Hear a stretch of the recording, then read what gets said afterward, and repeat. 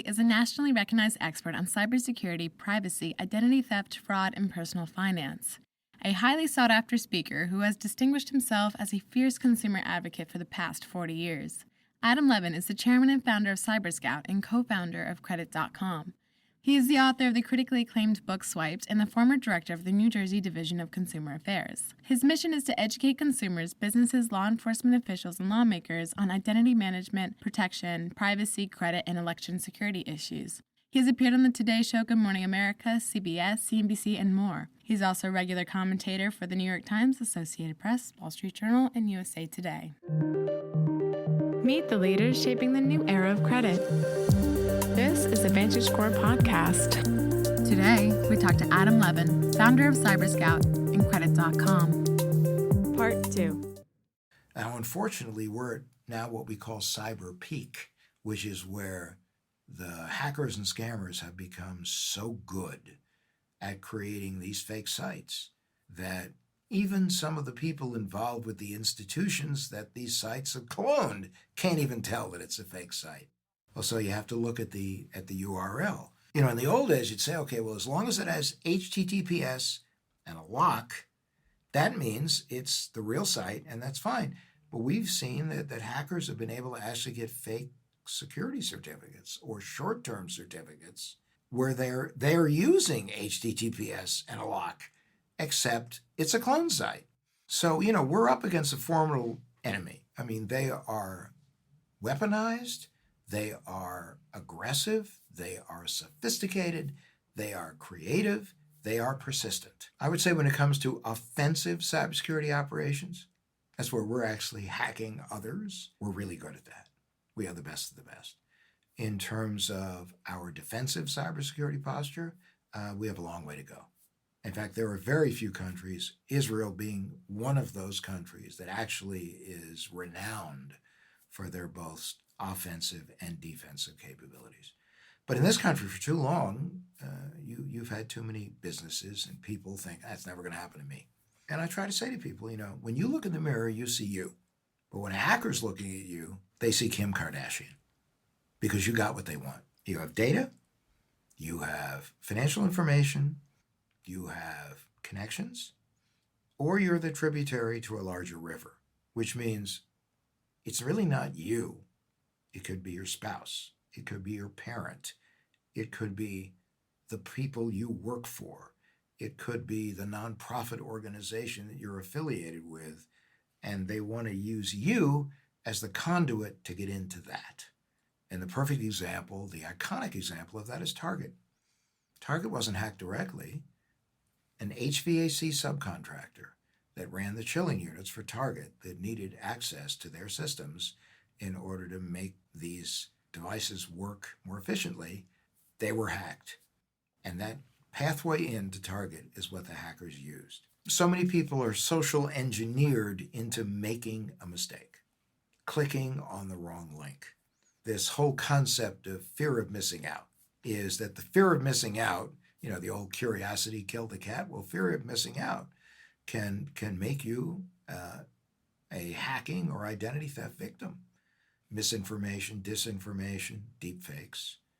There are deepfake videos where folks can be, it makes it look like somebody with whom you're familiar is saying something that will rile you up, but it may not be them that actually made the statement. It may be somebody that took that video and altered it and had them saying something else. We're now having deepfake audio. There's been a few cases now where people received a phone call from someone they thought was their manager or someone they were doing business with that gave them wiring instructions. They followed those wiring instructions, and it ended up sending money to the thieves. And if you don't think that now, this isn't deepfake audio, but if you don't think the whole concept of wire transfer fraud can't occur based on what they call business email compromise, where someone gets into an email system, sends emails, or has the capacity to actually change the content of an email as it's in transit. Two of the largest tech companies in the world combined wired over $100 million to the wrong company. because they were two of the largest tech companies in the world, they got the money back. But other companies that didn't have the power of these unnamed tech companies didn't get their money back. Being able to figure out who done it. Oftentimes, the folks who done it happen to be beyond the jurisdiction of the United States, and in some cases protected by countries against us. You get your credit reports, and then you don't just say, hey, I got my credit report. You read them. You make sure you understand them. And if you see something that doesn't look right, you say something. You monitor your credit scores, because if your credit score takes a sudden, precipitous, unexplained drop, it could be due to one of basically three reasons. You didn't pay a bill on time, not good. You're using too much of your available credit, not so good. Or you're a victim of identity theft, worst case. So therefore, you have to be sensitive to your credit scores. Critical to do that. You need to sign up for what's called transactional alerts. You get them from your credit card companies, your financial institutions, even third-party vendors make them available now relative to different accounts you may have that notify you anytime there's activity in your account. And the reason is, your bank account or your credit account, and the reason is that millions of credit and debit cards are being sold on the dark web on a daily basis by zip code as part of, it's like a bazaar. You can buy by credit limit, by type, by rewards points, by type of things that are rewarded with points, and by zip code. And the real reason why it's zip code is because bank tracking systems are looking for out-of-pattern spending, out-of-pattern charging, out-of-zone charging and spending. So to a bank, they may miss it because it looks like that's where you normally live or shop or work. But to you, you're going to look at it and go, wait a minute, there's just something not right about this. So transaction alerts, they're free. Explanation of benefit statements coming from your health insurer. We had a case with a woman who looked at her explanation of benefit statement and realized that on the same day, this was a 72-year-old grandmother, on the same day, on opposite sides of the country, she was charged by two laboratories for a sperm viability test and a pregnancy test. Not realistic for somebody who's 72, but an example of she uncovered the fact that someone had stolen her identity. Also, getting more sophisticated forms of monitoring, not just credit monitoring, but credit and identity monitoring, dark web monitoring. They have a variety of different monitoring tools. Some of them even offer social media monitoring. A lot of people don't realize through their insurance company, some financial institutions, probably credit unions more than banks, and employers, through voluntary and employer-paid benefits programs, there are programs available to help consumers through identity incidents. And it may be free as a perk of your relationship with the institution. It may be deeply discounted, especially if monitoring products and services are involved. You should definitely have a VPN. Think of a VPN as an encrypted tunnel.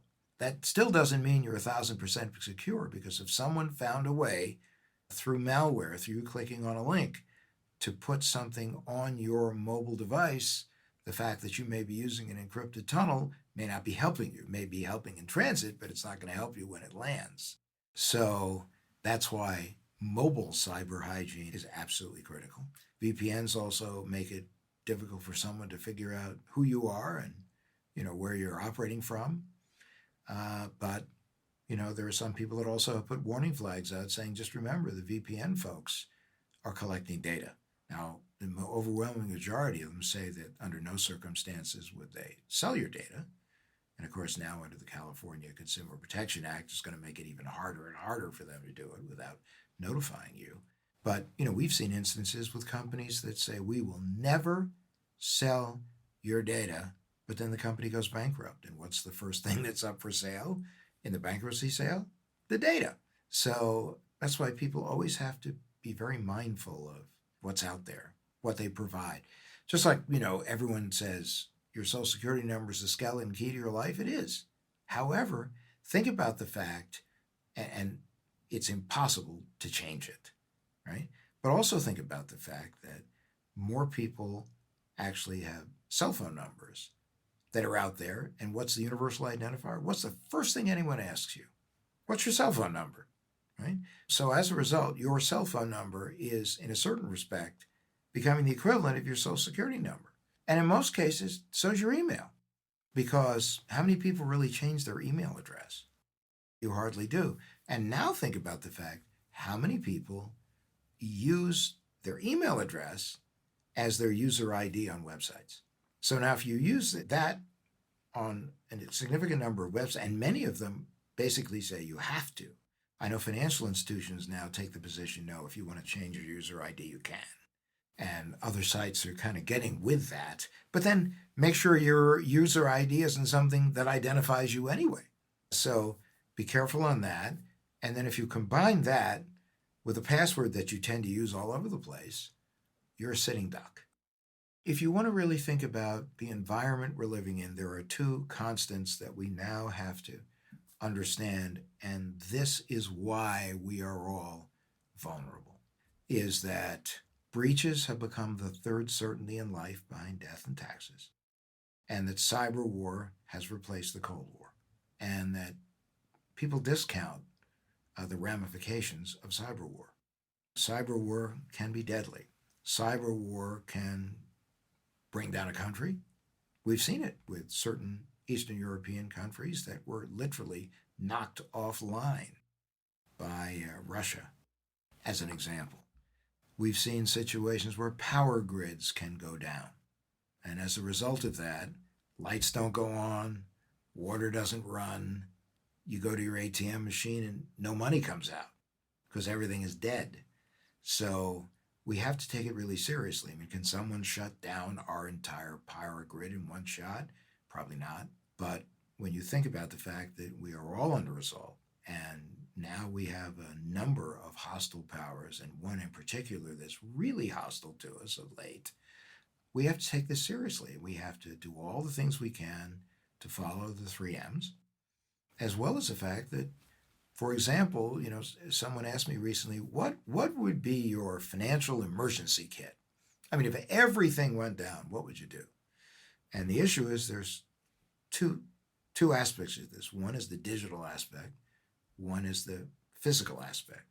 The physical aspect is you have to have copies of every important document in your life, as well as medical histories, prescriptions, allergies, all of that, deeds, insurance cards, know what all your different coverages are, know where your financial information is, copies of your most recent bank statements. I mean, everyone's going digital now, but what you do is print it, just put it in someplace safe, along with things like flashlights, food, water, and things like that.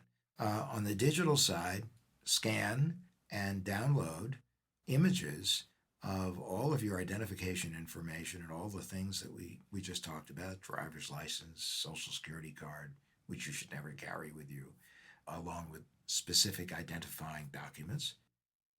Download it in an encrypted thumb drive and just never forget the fact. There's only two things you have to remember at that point. Where did I put it? And what's my password for it? Because if you forget your password for some of these encrypted thumb drives, it is as if you're recreating the earth in order to be able to get back into that drive. Just because someone is sending you something by wire to Western Union doesn't mean the Western Union is going to believe you're you, or the American Embassy is going to believe you're you. So therefore, you have to have some independent way of authenticating yourself. I think that people who think everything's fine, they're living in a fantasy land. We've already seen examples of disinformation campaigns. We've seen where different counties, cities, states have been subjected to vicious cyber attacks. When you think of an election, there are points of vulnerability all through that. When you register to vote, that voter registration database, unless it's completely protected, could be susceptible to being hacked. And if it's hacked, names could change, streets could change, people could be deleted, party affiliations could change.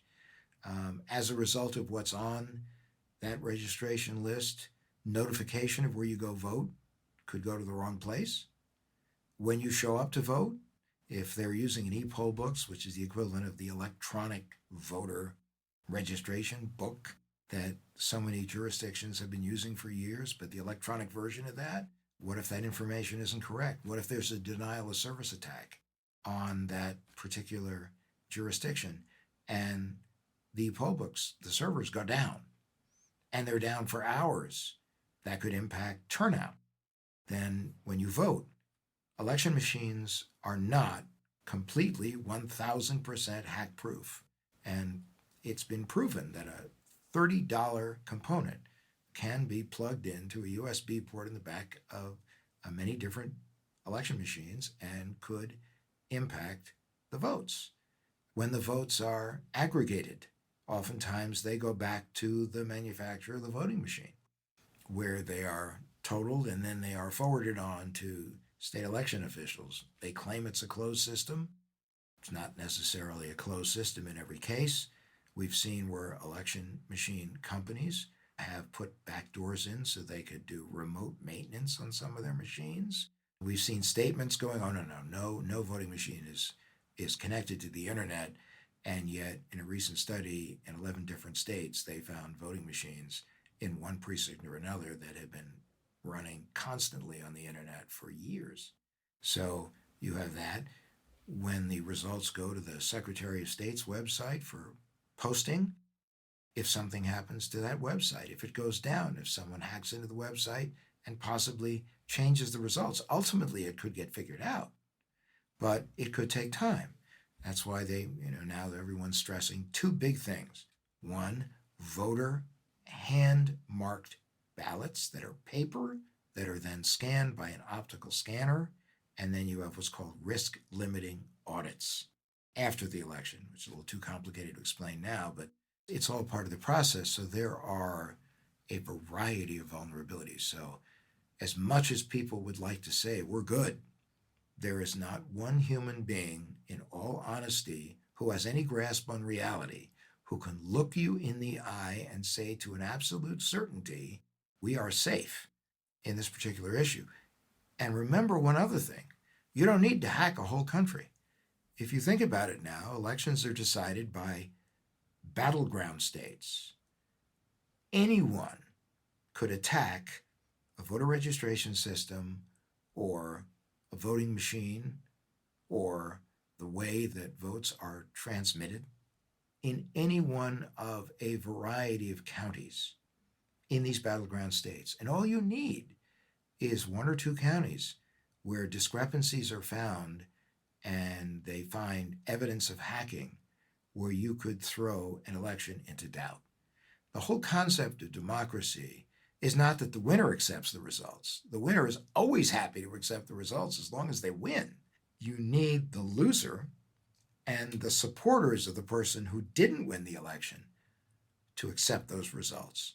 And if there is doubt, and it is justifiable doubt based on hacking, you could have a real problem on your hands. But with the advances that we're making and the technological evolution that we're witnessing, I think ultimately we're going to be fine. But it's shared responsibility. Government's not going to do it all for us. Business certainly hasn't done it for us. So we have responsibility as consumers that we have to some degree, protect ourselves. And it's not the Herculean task where you just give up all hope and burn off your fingerprints and unplug every device and hide under your mattress and pray that one day the sun will come out again.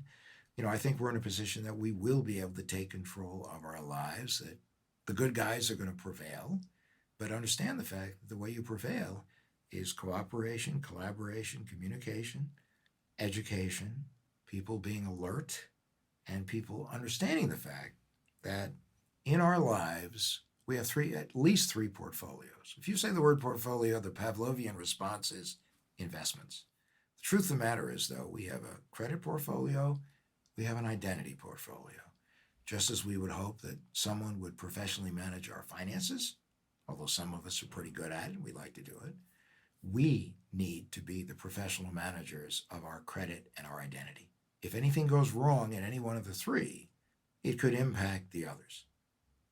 If your credit isn't good, it could limit your ability to make investments, and it could require you to draw on whatever investments you have in order to live the life you want to live. If your investments go down, you may need to use your credit to start a business. Even though employers can't use credit scores, there are employers, depending upon what job you want to do, that still take a look at your credit report, even though there are efforts more and more in different jurisdictions to eliminate that unless it's very specific to the job. So you may have to rely on your credit more. If your identity's stolen, it will obviously impact your credit, and based on that, you may need more of your investment dollars, or you may, as a result of that identity theft, give thieves access into your investment accounts, which, by the way, don't have the same kinds of protections that bank accounts do to a certain degree, and credit and more debit cards are getting in terms of zero liability. So it's all about, we have to be good stewards of our finances. We have to be good stewards of our credit, that no one has a greater interest in our economic security than we do. And no one really knows what we're doing, even if some of us don't always know what we're doing, but no one has a better knowledge of that than we do. So it's incumbent upon us to learn, to be vigilant, and to teach our kids. Learning is good, vigilance is good, and don't be afraid of credit. Don't be afraid of your finances. Learn about it. Master it. This podcast is brought to you by VantageScore Solutions, a higher level of confidence. Thanks for listening.